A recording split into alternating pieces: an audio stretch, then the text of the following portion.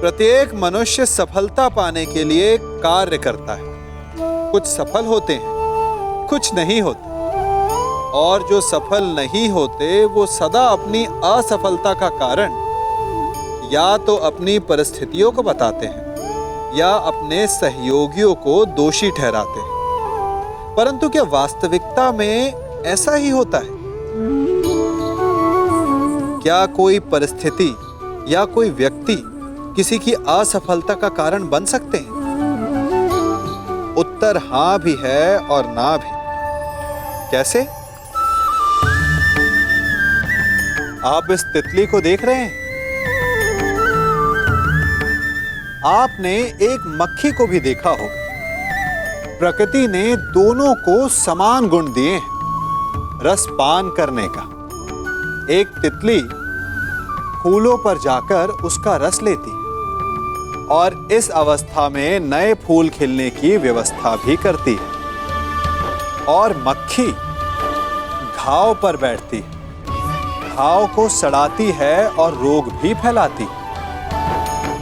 यदि इसमें किसी बात का अंतर है तो केवल सोच का। यदि आप उचित मार्ग चुनेंगे तो आपको सफलता मिलेगी, आप में उत्साह बढ़ेगा, और यदि आप अनुचित मार्ग चुनेंगे तो आपको असफलता मिलेगी, निराशा मिलेगी। अब उचित मार्ग चुनना है या अनुचित मार्ग, ये निर्णय तो आप पर निर्भर करता है। मैं सदा प्राधिकरण ही कहलाऊंगा।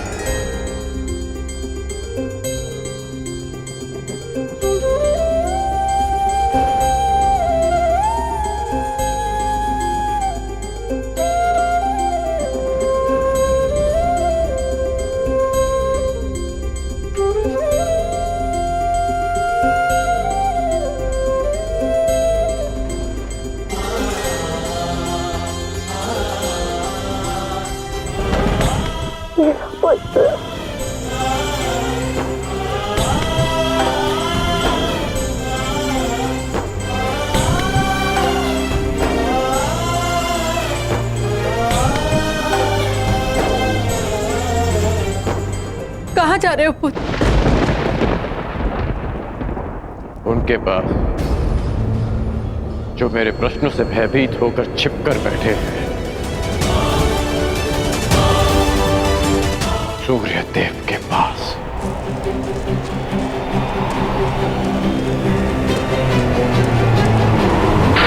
मेघों के आवरण से बाहर निकलिए सूर्य देव। मुझसे समझ आइए सूर्य देव। जीवन के आरंभ से हर प्रातः मैंने आपको तर्पण किया, उसके लिए बाहर आइए। मैंने सदा आपका सम्मान किया, उसके लिए बाहर आइए। आपके कारण जो मेरा अपमान हुआ, उसके लिए बाहर आइए। एक कवच कुंडल मुझे देकर भी मेरे मन को जो भेदा है आपने, उस पीड़ा के कारण बाहर आइए।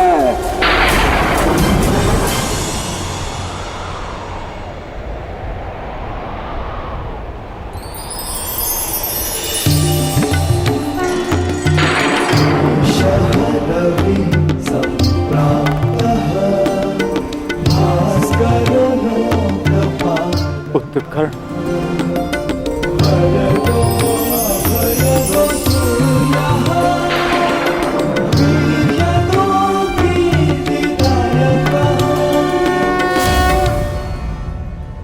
ये तो मैं जान गया कि मैं आपका पुत्र हूं। आगे कहिए सूर्यदेव। पुत्र मैं विवश था, तुम्हारे जन्म के लिए भी और तुम्हारी पहचान छिपाने के लिए भी। महर्षि दुर्वासा ने देवी कुंती की सेवा से प्रसन्न होकर उन्हें यह आशीर्वाद दिया कि वो जिस भी देवता का आह्वान करेंगी वो उन्हें पुत्र देंगे। देवी कुंती बालिका थी, उन्हें लगा कि कहीं ये वरदान मिथ्या तो नहीं, और उन्होंने खेल खेल में मुझे ये आह्वान दिया और वरदान से विवश होकर मुझे उन्हें अपना अंश देना पड़ा।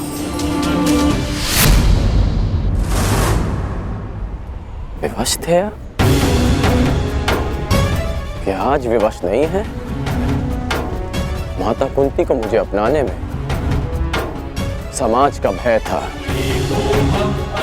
परंतु आपको किस बात का भय था? आपने मुझे सत्य क्यों नहीं बताया? संसार भर को प्रकाश देने वाले ने अपने ही अंश को अंधकार में रखा। क्यों? जब संसार मुझे सूत पुत्र कहकर नीचा दिखाता रहा, तब आपकी दृष्टि क्यों नहीं झुकी? जब सब मुझसे मेरा अधिकार छीनते रहे, तब आपके अहंकार को ठेस क्यों नहीं पहुंची? क्यों तब तक आप मेरी प्रतीक्षा करते रहे, जब तक मुझे स्वयं ज्ञात नहीं हो गया कि मैं आपका पुत्र हूं? क्यों मुझसे सत्य को दूर रखा आपने? क्यों? मैं मानता हूं कि मैंने तुम्हें सत्य से दूर रखा, परंतु मैं सदैव तुम्हारे साथ था।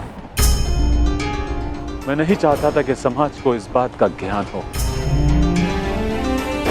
मैंने तुम्हें यह कवच और कुंडल इसलिए दिए ताकि तुम अपने हृदय को और भी अधिक बलशाली बना सको। तुम्हें समाज की कठोरता को सहने की शक्ति मिले। मुझे क्षमा कर दो। आपके अश्रु मुझे सांत्वना नहीं दे रहे,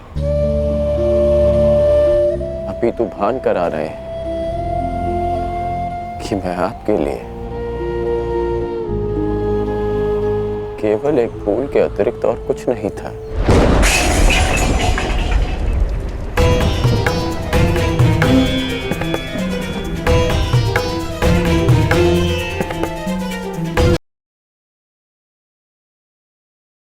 ईश्वर, मेरे पुत्र की सहायता करना।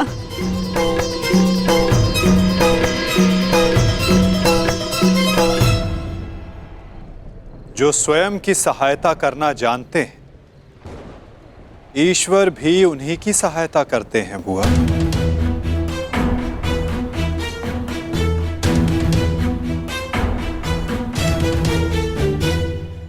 मैं सदा आपकी पूजा करता रहा, आपको तर्पण देता रहा, और भविष्य में भी मैं ऐसा ही करूंगा। मैं सदा आपका सम्मान करूंगा, क्योंकि मेरे लिए आप सदैव सबसे शक्तिशाली रहे। मेरा मन मलिन है आज, परंतु मेरे मन में आपके प्रति कोई मैल नहीं। एक बार अपने मुख से आपके जाने का समय आ गया है। कल प्रातः आपको सबके जीवन को अंधकार से निकालना है। विश्राम कीजिए पिताश्री। कल्याण हो तुम्हारा। ऐसी अवस्था में भी तुमने अपने पिता को तृप्त किया। धन्य हो तुम दानवीर कर्ण।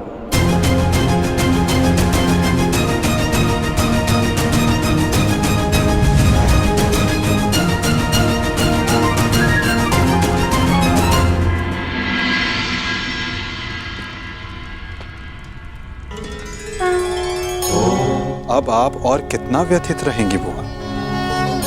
आप अपने कर्मों को संसार से छिपा सकती हैं, परंतु अपने कर्मों के फल को आप स्वयं से और कितना छिपाएंगी? अपने कर्मों का सामना प्रत्येक को एक ना एक दिन करना ही पड़ता है बुआ। परंतु उसका सामना कैसे करूंगी? क्या कहूंगी उसे इसके समक्ष आकर?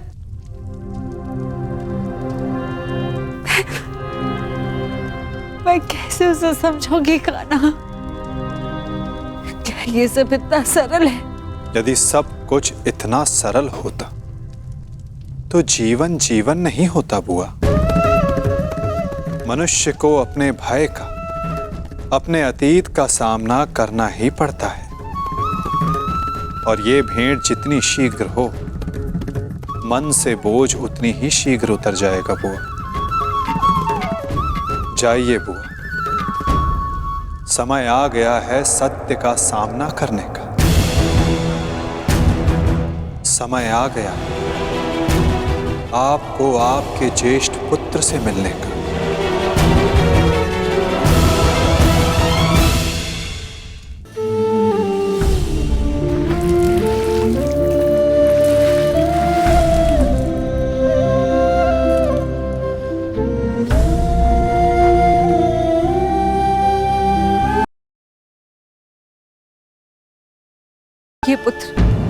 दोगे?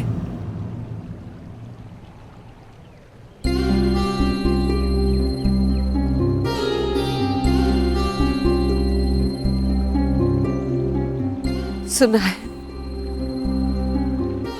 प्रातःकाल सूर्य को अर्घ्य देते समय यदि तुमसे कोई कुछ भी मांगे तो तुम कभी मना नहीं करते, उसकी इच्छा पूरी करते हो। इसलिए मैं भी कुछ मांगने तुम्हारे समक्ष आई हूं। क्या इस दुर्भाग्यशाली माता को क्षमा दान दे पाओगे पुत्र?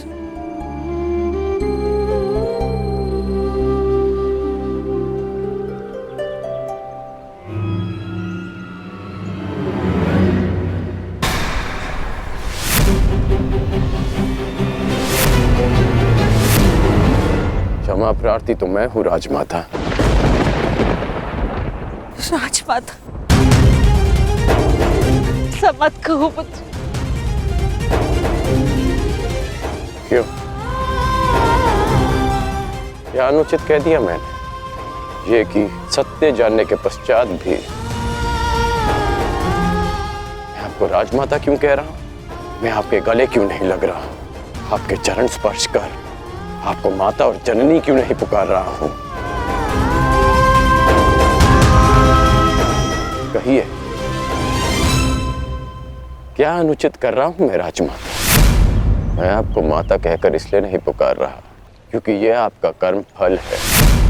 आपने भी तो इसी भांति वर्षों तक ऐसा ही व्यवहार किया मेरे साथ, आशीष दिया, परंतु कभी अपना पुत्र कहकर नहीं पुकारा। अश्रु बहाए परंतु कभी मुझे गले से नहीं लगाया, कभी मुझे ममता नहीं थी। और आज वही माता मेरे समक्ष प्रेम जताने के लिए आ गई है। अधिकार का भाव कर्तव्य पूर्ण करने से मिलता है। आपने अपना कर्तव्य कभी पूर्ण नहीं किया, आज अधिकार जताने क्यों आ गई? मुझ पर आरोप लगाने से पूर्व मेरी व्याथा तो सुन लो पुत्र। मैं विवश थी जब तुम्हारा जन्म हुआ। मैं अविवाहित थी पुत्र। क्या करती मैं? मुझे तुम्हें त्यागना पड़ा। विश्वास मानो पुत्र, अनजाने में हुए अपराध का बोझ मैं आज तक अपने कंधे पे लिए हूं।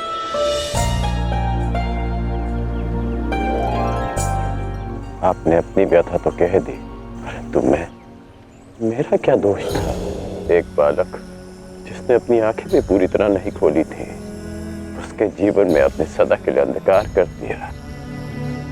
एक नवजात को गंगा माँ की भेंट चढ़ा दिया आपने। क्या आपने ये भी नहीं सोचा कि वो जीवित रहेगा या वो मर? यदि वो बच गया तो संसार उसे किस नाम से पुकारेगा? समाज उसे कितने ताने देगा कि उसका जीवन जीते जी नरक बन जाए? ये भी नहीं सोचा आपने? गंगा में इसीलिए बहाया ना क्योंकि गंगा मां पाप धोती है। मैं आपके लिए पापी था ना, केवल एक पाप, एक अभिशाप जिसे आप गंगा में बहाकर भूल गई। आश्चर्य की बात यह है कि कभी आपने मुझे खोजने का प्रयास नहीं किया, कभी ये जानने का प्रयास नहीं किया कि मैं जीवित हूं या मर गया। आपको पता है कि जब भी मैं आपके समक्ष आता था, आपको प्रणाम करता था, तो एक विचित्र स्नेह, एक अनोखा बंधन अनुभव करता था मैं। क्या आप कभी ऐसा अनुभव नहीं करती थी? तुम मेरे ही पुत्र हो। इसका ज्ञान मुझे रंगभूमि में हुआ, परंतु फिर भी आप मौन थी। ये जानने के पश्चात में आप समझा कि तब आपके समक्ष एक और प्रश्न आकर खड़ा हो गया कि युवराज पद की होड़ में प्रदा कर रहे अपने सारे पुत्रों को कैसे बताएं कि जिसके कुल का वो अपमान कर रहे हैं वो उनका ज्येष्ठ भ्राता है। हस्तिनापुर के समक्ष ये सत्य कैसे बताएं कि मैं आपकी प्रथम संतान हूं? बोलिए राजमाता, कि आज अचानक क्या हो गया? ऐसा मत कहो पुत्र। मैं नहीं चाहती कि मेरे पुत्र एक दूसरे का रक्त बहे। मुझसे सहन नहीं होता पुत्र, मुझसे सहन नहीं होता। समझ गया कि आप यहाँ मेरे लिए नहीं अर्जुन के लिए आई, कि आप मुझसे क्षमादान मांगने नहीं अर्जुन का जीवन दान मांगने आई। आप यहाँ इसलिए आई कि मैं अर्जुन का वध ना करूं। ऐसा मत कहो पुत्र। मैं नहीं चाहती कि मेरा कोई भी पुत्र एक दूसरे का वध करे। ठीक है, समस्त हस्तिनापुर के समक्ष ये स्वीकार कर सकती हैं कि मैं आपका ज्येष्ठ पुत्र हूं?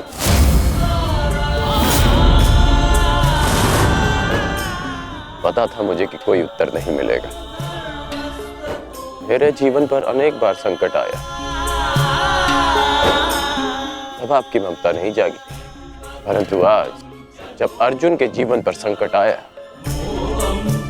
तब आप अपनी लज्जा, अपना सम्मान सब भूलकर मेरे पास आ गए।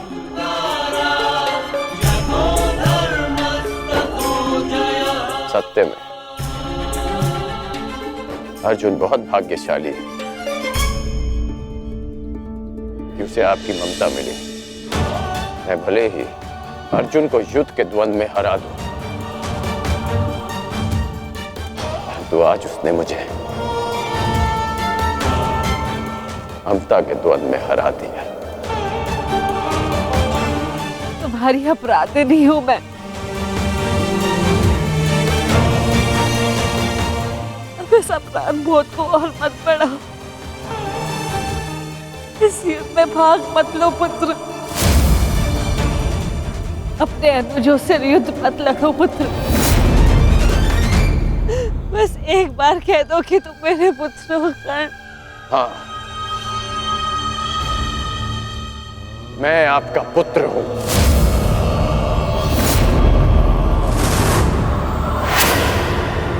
किंतु आप मेरी माता नहीं।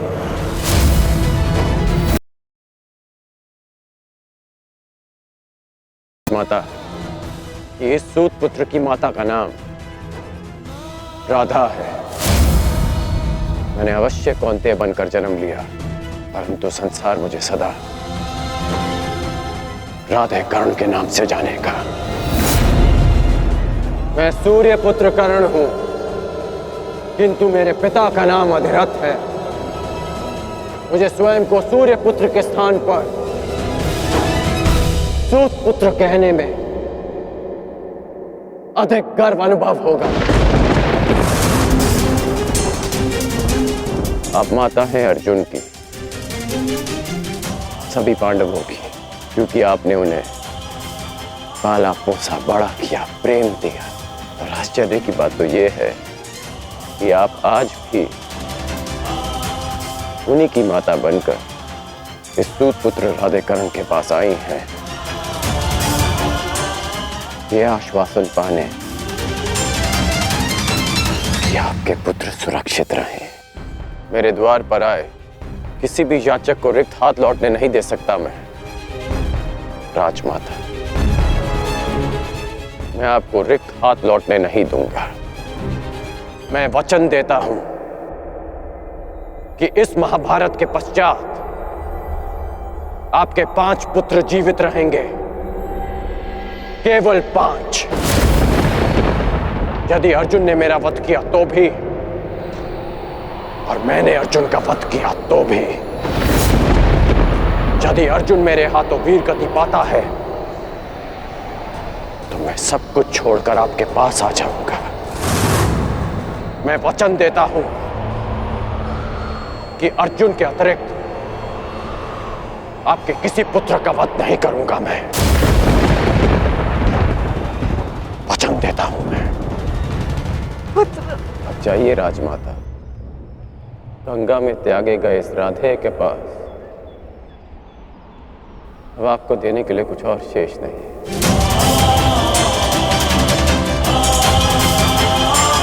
रही बात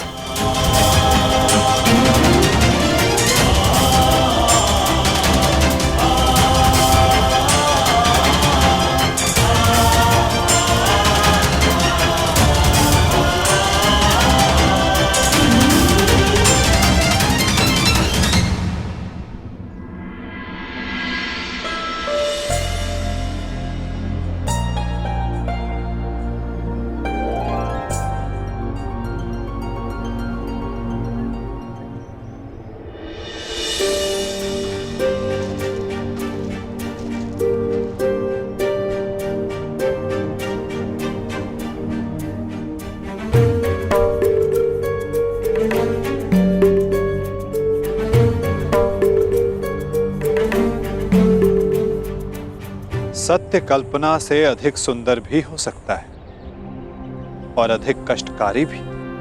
मैं जानता था कर्ण, परंतु मैं ये कभी नहीं चाहता था कि तुम इस कष्ट को सहो। अगर आप ऐसा नहीं चाहते तो ऐसा नहीं होता केशव। एक बात मैं समझ चुका हूं कि इस सृष्टि में सब आप ही की इच्छा से होता है, आप ही के अनुसार होता है, ठीक वैसे ही जैसा आप चाहते हैं। पीड़ा केवल कष्ट नहीं देती मित्र, पीड़ा कभी कभी हमें उचित मार्ग चुनने में हमारी सहायता भी करती है।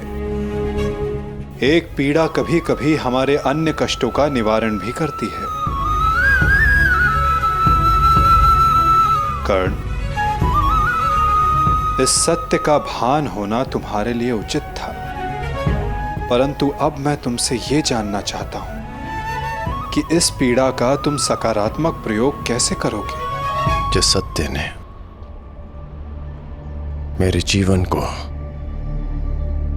मेरे विश्वास को नकारात्मकता से भर दिया, उसमें क्या सकारात्मकता केशव? उसमें क्या भलाई दिख रही है आपको? क्यों? क्या यह उचित नहीं कि अब तुम स्वयं को सूद समझने की पीड़ा से मुक्त हो गए हो? कि तुम्हें अब अपना वंश क्या, कि अब तुम पूरे मन से, पूरे अधिकार से किसी भी क्षत्रिय के समक्ष जाकर अपना अधिकार मांग सकते हो? क्या यह उचित नहीं कर कि अब तुम्हें ज्ञात हो गया है कि मैं क्यों तुम्हें पांडवों के पक्ष में आने के लिए सुझाव देता रहा?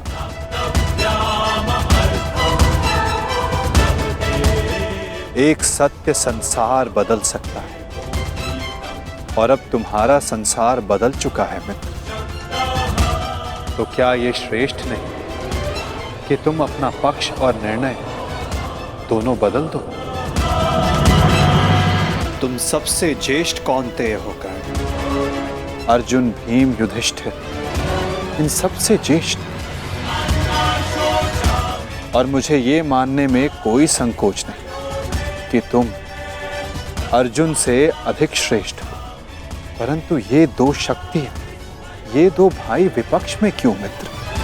यदि तुम और अर्जुन एक पक्ष में हो गए तो सृष्टि की कोई भी शक्ति तुम दोनों के समक्ष छोटी पड़ जाएगी।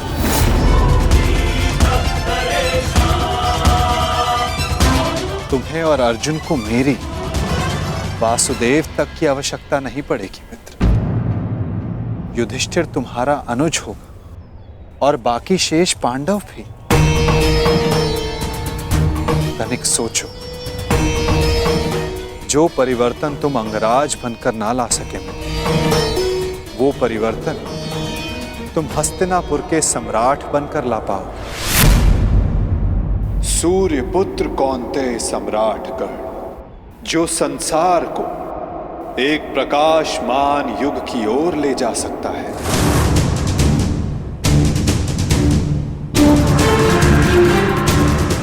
मैं केवल तुम्हारे भविष्य की बात नहीं कर रहा हूं कर्ण, मैं उस भविष्य की बात कर रहा हूं जिसकी हस्तिनापुर को आवश्यकता है, इस मानवता को आवश्यकता है,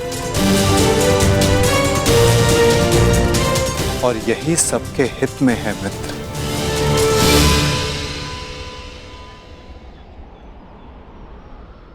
ठीक है, एक बार मैं आपकी बात मान भी लूं, हस्तिनापुर का सिंहासन जीत भी लूं, परंतु क्या मैं प्रजा के मन में सम्मान जीत पाऊंगा? नहीं। सूत पुत्र कहलाकर जितना अपमान सहा, सूर्य पुत्र बनकर उससे कहीं अधिक अपमान होगा मेरा। जिस हस्तिनापुर, जिस संसार की बात आप कर रहे हैं, वो मेरे विषय में सोचेंगे कि कितना अवसरवादी निकला मैं, कि राज्य का लालच पाते ही मैंने अपना पक्ष बदल डाला। मनुष्य का पक्ष, उसका विश्वास, उसका ईश्वर होता है। मेरे जन्म का सत्य बदल जाने से क्या मैं अपने ईश्वर को बदल डालूं?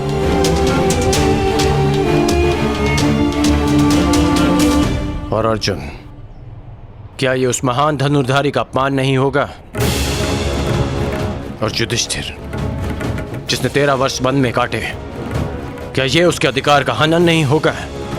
और दुर्योधन का क्या? दुर्योधन की मित्रता ने वट वृक्ष बनकर मुझे संसार के ताप से बचाया, मुझे छाया दी, और जो वृक्ष छाया देता है उसे काटा नहीं जाता, उसकी रक्षा की जाती है। धिक्कार होगी मुझ पर यदि ऐसा विचार मेरे मन में भी आया।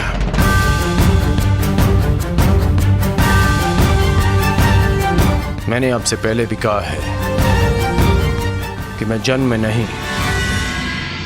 कर्म में विश्वास रखता हूं। मैं कुल, वंश, जाति में नहीं, कौशल और पुरुषार्थ में विश्वास रखता हूं।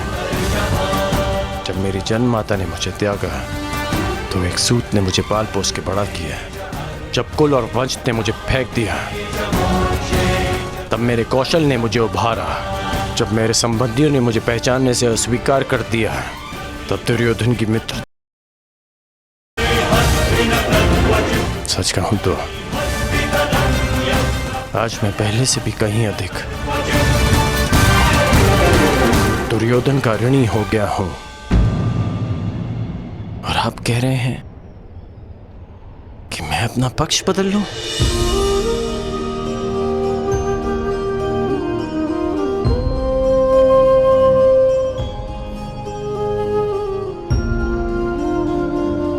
मैं अभिभूत हुआ तुम्हारे इन वचनों से कर्ण, परंतु मेरी इच्छा सदा यही है कि तुम मेरे साथ रहो और मैं तुम्हारे।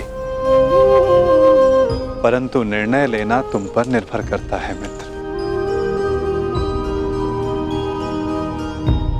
तो बताओ कर्ण, तुम्हारा अंतिम निर्णय क्या है?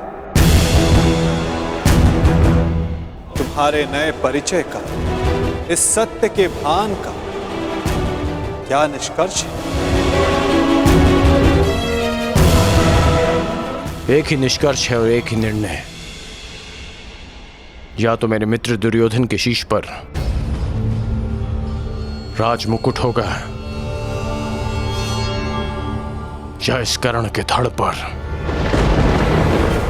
शीश ही नहीं होगा।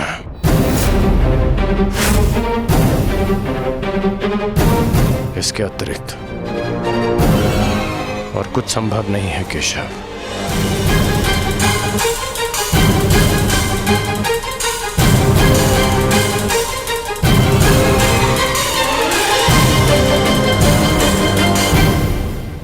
आपसे एक विनती है केशव कि मेरी जन्म कथा गुप्त रखिएगा। यदि युधिष्ठिर को इसका ज्ञान हुआ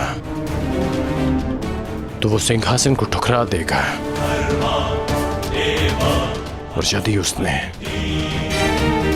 साम्राज्य मुझे सौंप दिया तो मैं उसे दुर्योधन को सौंप दूंगा। और यदि समाज को इसका भान हो गया तो वो माता कुंती को ठुकरा देंगे। इसलिए यह सत्य हमारे मध्य ही रहे, यही श्रेष्ठकर है। मैं चाहता हूं कि आप मेरी मृत्यु तक मुझे राधे कहकर पुकारें, कौनते ही नहीं।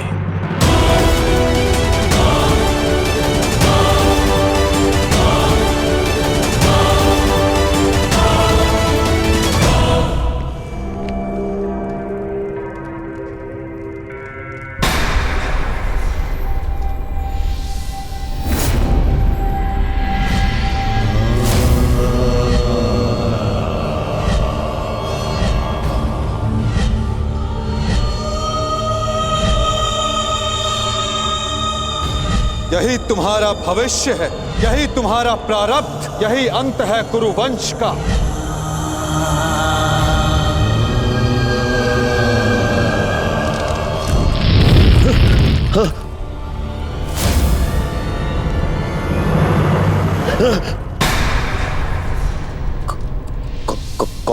कौन है आप? हैं? ये क्या कह रहे हो दुर्योधन? मामा हूँ, मामा। नहीं नहीं, ये कौन है आप मुझसे ये प्रश्न करने वाले?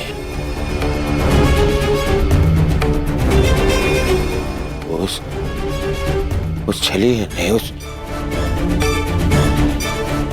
मायावी नहीं। ये देखिए, ये माया आकर गया है मुझ पे, एक भ्रम जाल में फंसा गया है मुझे। दुर्योधन को भयभीत कर गया है वो। और आप भी वहीं थे, हाँ? आपने क्या किया? आप खड़े खड़े मेरा अपमान देखते रहे। देखो दुर्योधन, तुम भूल रहे हो, वो मैं ही था जिसने उस वासुदेव को बंदी बनाने की योजना बनाई थी। मैं ही था वो। तो देखो, क्रोध करने का समय नहीं है ये, और तुम्हारा ये क्रोध मुझ पर बाद में करना, समझ गए? पहले इस बात से अवगत हो जाओ कि हस्तिनापुर में क्या घटित हो रहा है।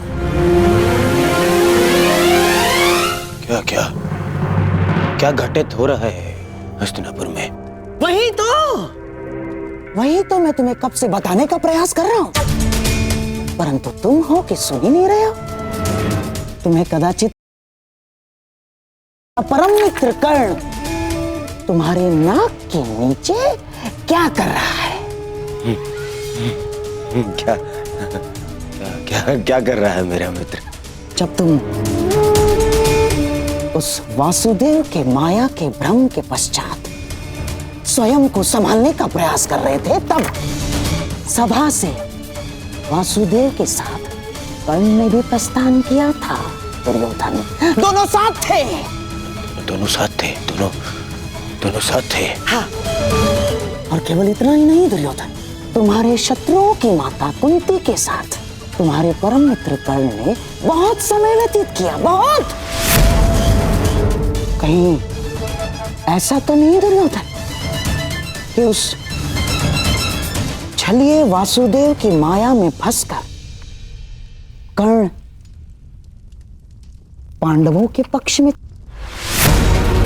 ऐसा हो सकता है ना दुर्योधन? नहीं, ऐसा नहीं हो सकता। ना, हो सकता है। नहीं, मुझे कर्ण से मिलना है। इसी शाल मिलना है कर्ण से।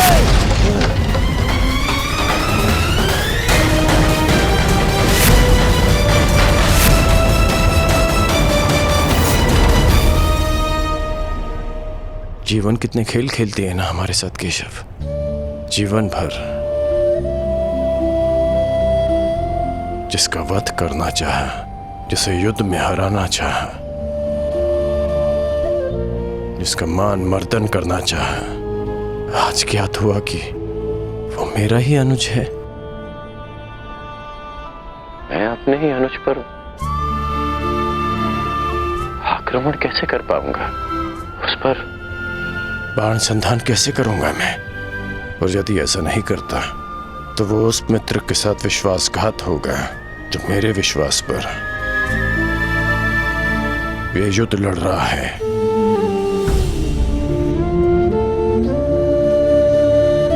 क्यों नियति हमारे साथ ऐसा खेल खेलती है? क्यों वो दो भाइयों को शत्रु बनाकर सामने ले आती है? क्यों वो उन्हें एक दूसरे के रक्त का प्यासा बना देती है, जिनकी धमनियों में एक ही रक्त बहता है? ये कैसी नियति है केशव?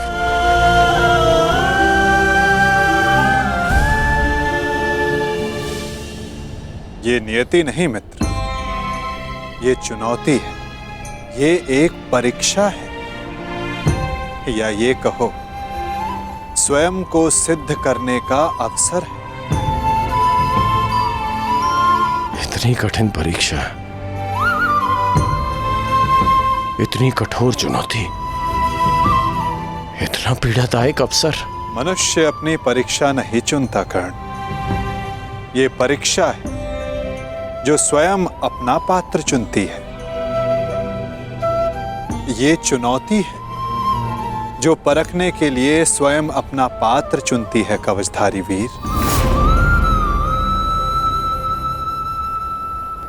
माटी के तट नदी की धीमी धारा के किनारे होते हैं और कठोर पाषाण को नदी के वेग से लड़ना होता है। एक सामान्य पाषाण को हथौड़ी और छेनी की मार सहनी होती है, परंतु जिसे हीरा बनना हो उसे धरती के भीतर गहन दबाव और ताप को सहना होता है। माला बनने के लिए अपने हृदय को सुई से भिदवाना होता है। प्रकाश देने के लिए स्वयं को जलाना होता है। बांस सब होते हैं कर्ण, परंतु बांसुरी बनने के लिए तन पर घाव खाना पड़ता है।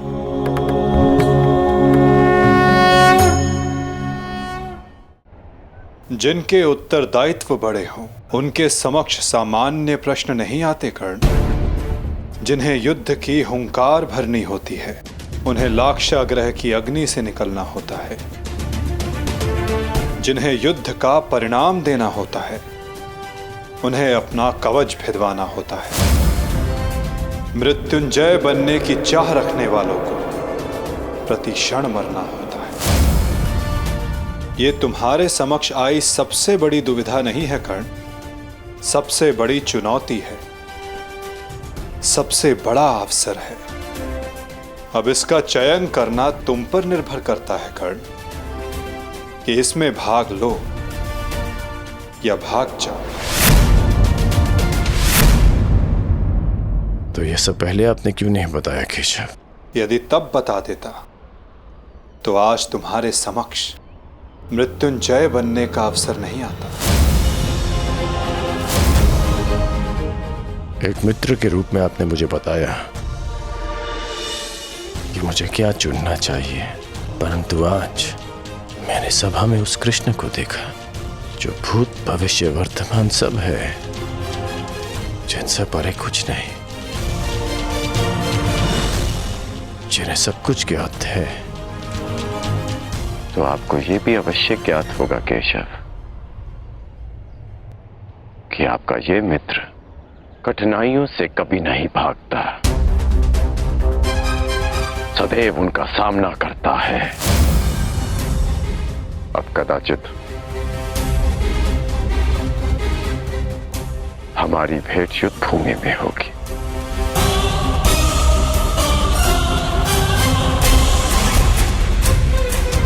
प्रणिपात केशव।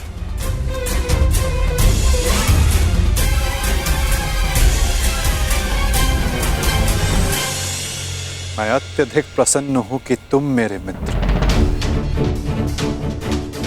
मैंने सदैव कहा है और आज पुनः कहता हूं, तुम अद्भुत हो, तुम महान,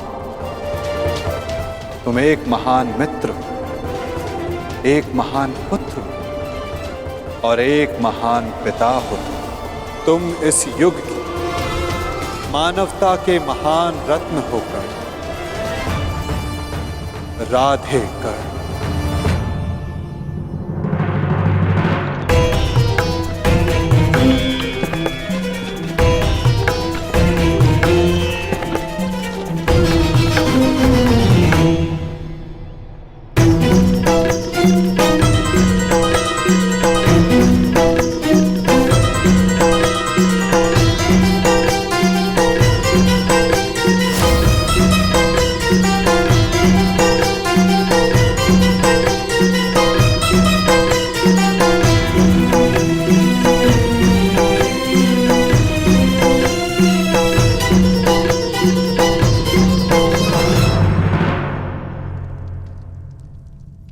तो ठीक है, युद्ध को चुना है कौरवों ने और आज पहली बार मैं उस दुर्योधन के प्रति कृतज्ञ हूं,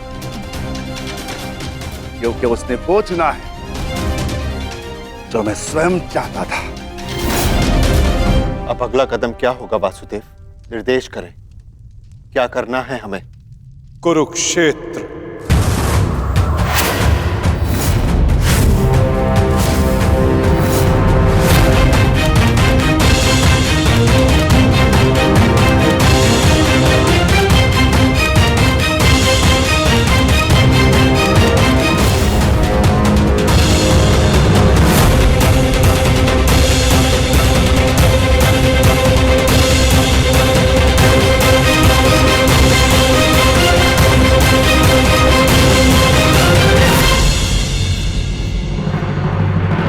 शांति प्रस्ताव इस अग्नि में जलकर भस्म हो चुका है। अब संपूर्ण भारत कुरुक्षेत्र की अग्नि में जले। अब वार्ता करने का समय नहीं रहा, अब समय है महासमर का, समय है महाभारत का।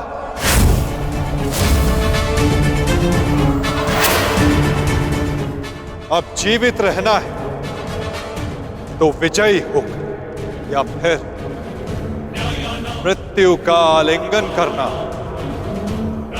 अब समय आ गया कि याज्ञसेनी के खुले केशों का प्रतिकार किया जाए। समय आ गया कि आप पांचों अपनी प्रतिज्ञाएं पूरी करें। अब समय आ गया कि संपूर्ण भारतवर्ष को पाप मुक्त किया जाए।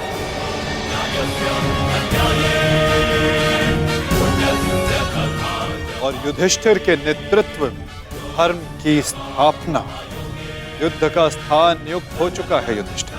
अब क्या करना है, इसका निर्णय तुम्हें स्वयं करना होगा युधिष्ठिर। हमें शीघ्र ही यहां से प्रस्थान करना होगा। पुत्रों, युद्ध के लिए तत्पर हो जाओ। हम सब तैयार हैं ज्येष्ठ पिताश्री। युद्ध की तिथि की प्रतीक्षा करने की आवश्यकता भी नहीं, हम युद्ध अभी करेंगे।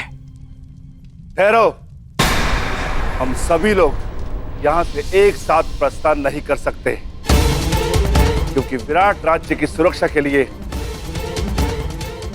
हम में से किसी को यहां उपस्थित रहना होगा। ऐसा पहले भी हो चुका है और हो सकता है कि हमारी अनुपस्थिति में दुर्योधन विराट राज्य पे आक्रमण कर दे। इसीलिए हम में से किसी को भी यहां उपस्थित रहना होगा। उसकी आवश्यकता नहीं।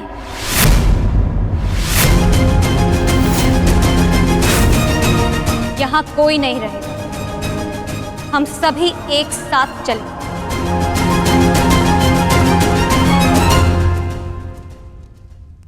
नहीं पांचाली, कुरुक्षेत्र में स्त्रियों का कोई स्थान नहीं।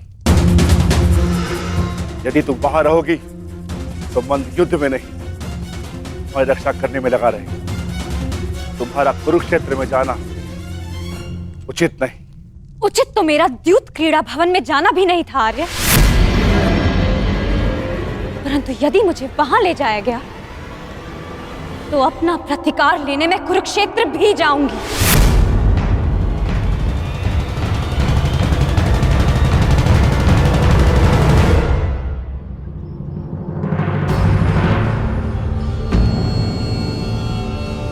कल रात्रि ही तो आए हो पुत्र, अभी जा रहे? कुछ दिन रुक जाओ। नहीं माता, मुझे हस्तिनापुर जाना होगा। युवराज दुर्योधन को कुछ बताना आवश्यक है। क्या कारण? वही जो वो नहीं जानते, मेरा अतीत।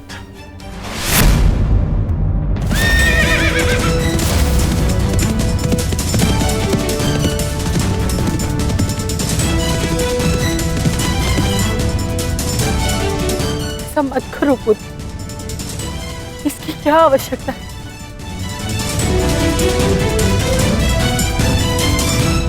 आवश्यकता है माता, आवश्यकता है।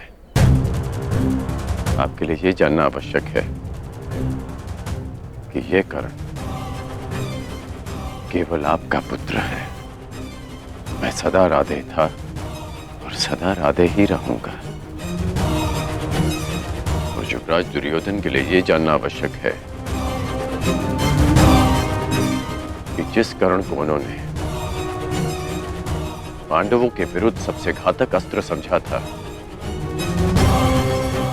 वो कर्ण पांडवों का ही ज्येष्ठ है।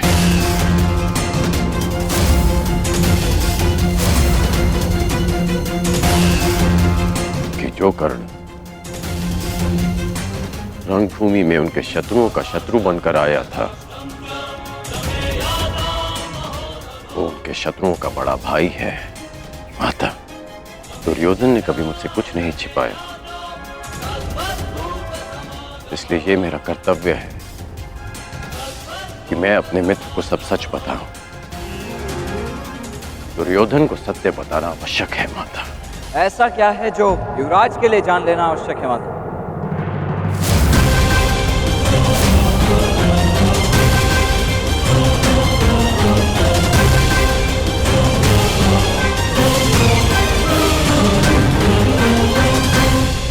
कुछ नहीं वृषेण, तुम्हारे पिता युवराज को यह बताना चाहते हैं कि इस युद्ध में तुम उनकी ओर से भाग लोगे।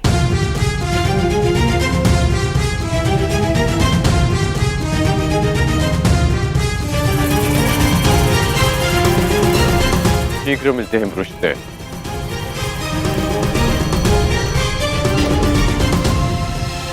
प्रणिपात माता।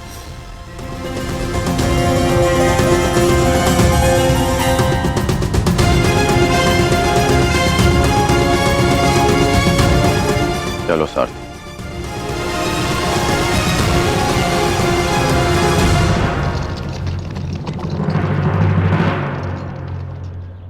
सखी उचित कह रही है विकोदर। यदि हम सबको विजय पानी है तो हम सबका वहां रहना अनिवार्य है। परंतु वासुदेव, पांचाली के सारे विचारों को सुनने के पश्चात ही निर्णय लेना विकोदर।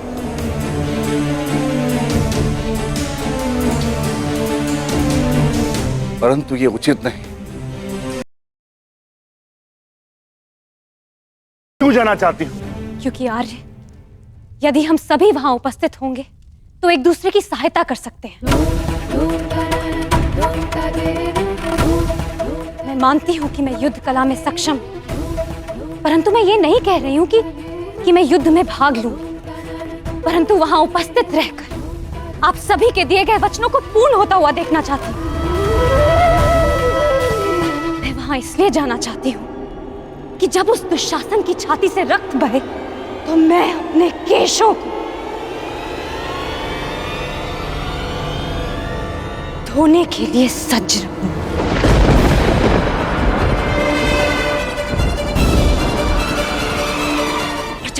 दुर्योधन की मृत्यु निकट हो तो वो मेरी आंखों में देख सके और उसे हमेशा स्मरण रहे कि उसे दंड मिला है, वीर गति नहीं।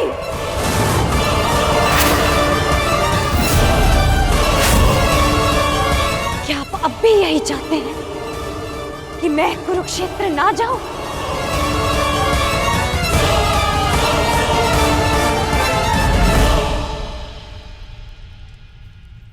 कुरुक्षेत्र के लिए कूच का आदेश दीजिए केशव।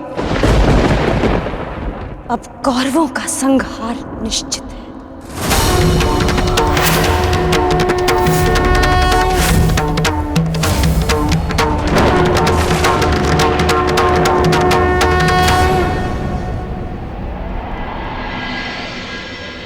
ये कैसा चक्रवात है?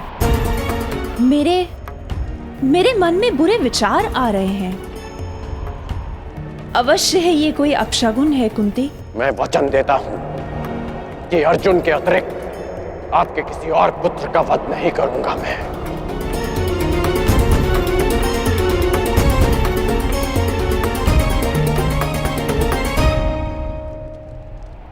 अब और नहीं,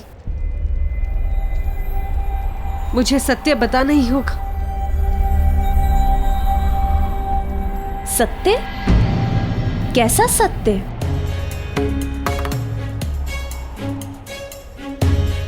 एक सत्य है दीदी, जो मुझे आपके समक्ष स्वीकारना है। एक ऐसा सत्य जो मैंने आप सबसे छिपाया है। कैसा सत्य? परंतु स्मरण है वो मंत्र जो मैंने दुर्वासा ऋषि से सीखा था? हाँ, मुझे स्मरण है, परंतु आज अचानक उसकी बात क्यों ले बैठी?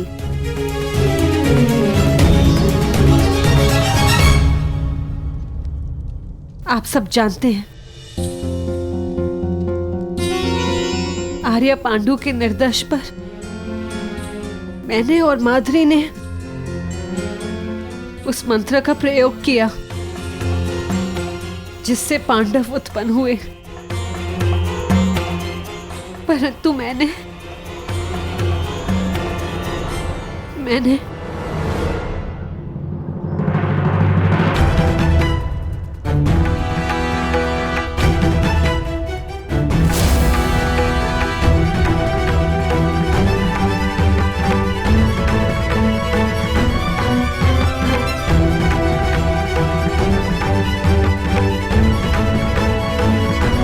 कर्ण यहाँ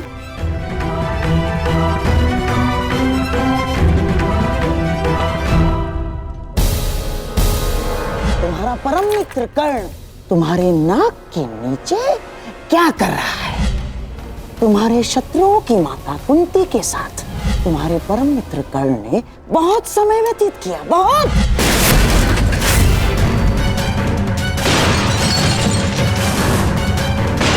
दुर्योधन, दुर्योधन देखो, देखो, शांत हो जाओ, अपने क्रोध को काबू में रखो। दुर्योधन, दुर्योधन, ये क्या कर रहे हो तुम?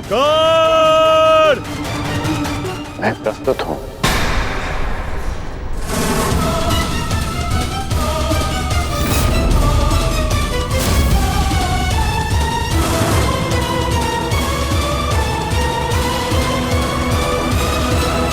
मैं तुमसे कुछ पूछना चाहता हूँ कर्ण। मैं भी तुम्हें कुछ बताना चाहता हूं। मेरी परिस्थितियां बदल गई हैं, समीकरण बदल गए हैं, पहचान बदल गई। ठीक कहा तुमने, ठीक कहा तुम।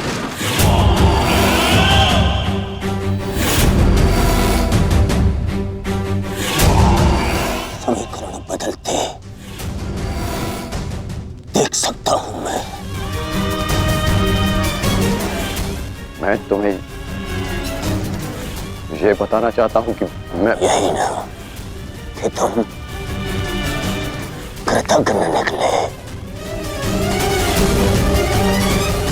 कायर निकले। चलिए निकले।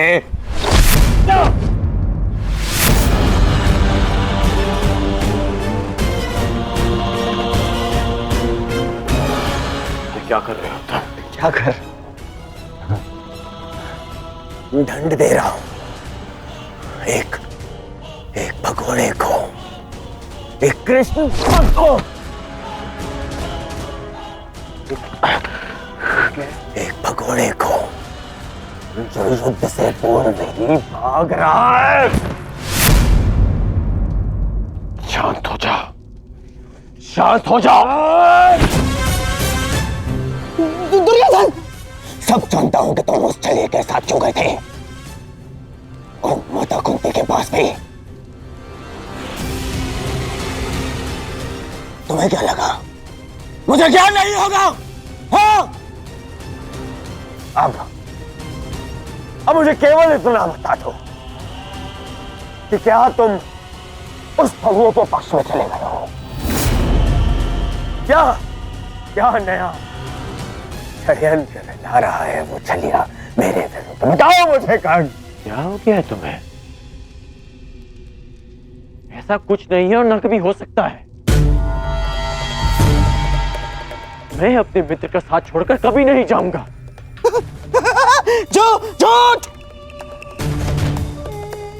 झूठ बोल रहा है ये दुर्योधन, ये झूठ बोल रहा है।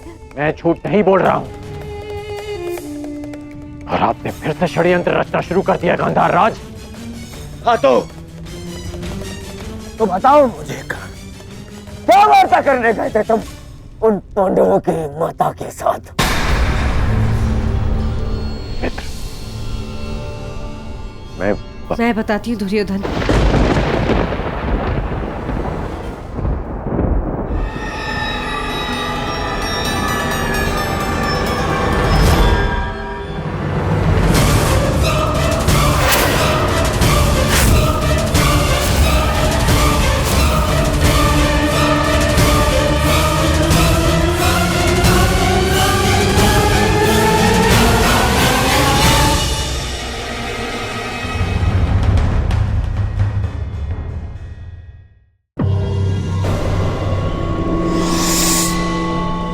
तो माता कुंती भी है। तो बताओ मुझे कर्ण, मेरी शत्रुओं की माता ने क्या योजना बनाई है? क्या षड्यंत्र रचा है?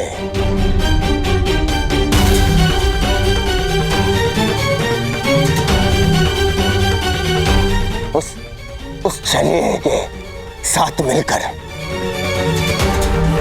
बोलो।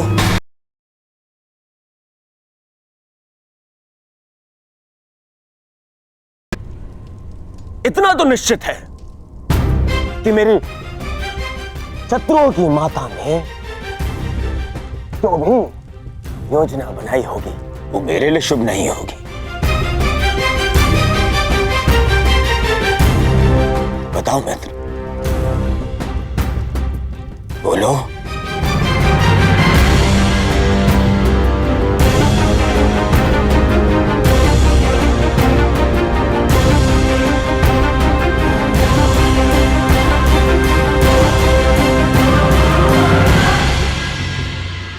आप बताइए काकेश्वरी, क्या ये चल क्या रहा है?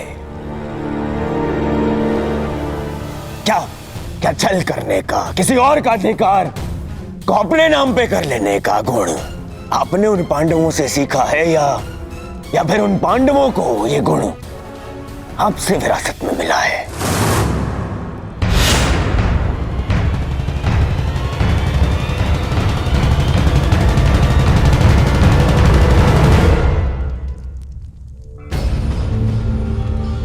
नहीं नहीं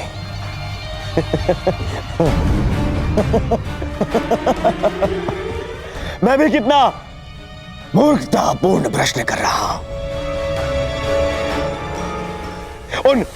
उन पांडवों ने छल करना तो आप ही से सीखा होगा। आपने भी तो वही किया, छल किया आपने अपने पति के साथ, अपने कुल के साथ, जिन्हें संसार पांडु पुत्र मानता है, वो तो पांडु के पुत्र है ही नहीं।